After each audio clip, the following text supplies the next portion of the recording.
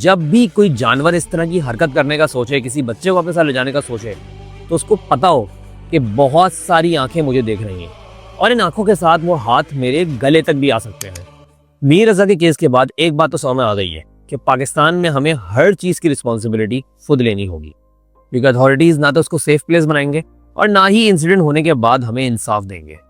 जो बात मैं करने वाला हूँ, इससे हम सब मिलके किसी मासूम की शायद जान बचा सकते हैं, मगर इसके लिए हमें एक होना होगा, अलर्ट होना होगा, सिर्फ अपने बच्चों के लिए नहीं, दूसरों के बच्चों के लिए भी। तो दोस्तों, मैं बात कर रहा हूँ पाकिस्तान में बढ़ते हुए छोटे बच्चों के साथ रेप्स और ज्यादतियों की। ये बहुत ट्रिकी है, मगर मैंने अपनी लाइफ में ये चीज़ प्रैक्टिस करना शुरू कर दी है। आपको जहां भी कोई छोटा बच्चा या बच्ची किसी अनयूजुअल इंसान के साथ दिखे, किसी अनकंफर्टेबल पोजीशन में या इनएप्रोप्रिएट वे में, ऑब्वियसली आप डायरेक्ट जाके कन्फ्रंटेशन तो नहीं कर सकते, मैं भी नहीं करता, क्योंकि देयर आर चांसेस कि आप कंप्लीटली रॉन्ग हो, वो बंदा वाकई में उस बच्चे या बच्ची का फादर हो। मगर आप कम्युनिकेशन तो कर सकते हैं ना, बच्चे का नाम पूछ सकते हैं और वहीं आपको अंदाजा हो जाएगा अगर वो बंदा घबरा रहा है या अनकंफर्टेबल हो रहा है तो ये रेड साइन है।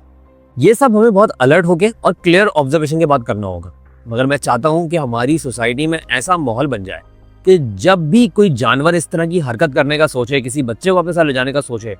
तो उसको पता हो कि बहुत सारी आंखें मुझे देख रही हैं और इन आंखों के साथ वो हाथ मेरे गले तक भी आ सकते हैं।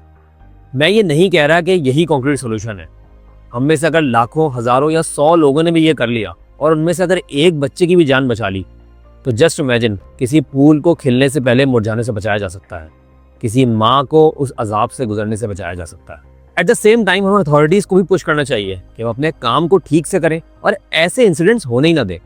और कल्प्रिट्स को सख्त से सख्त सजा दें।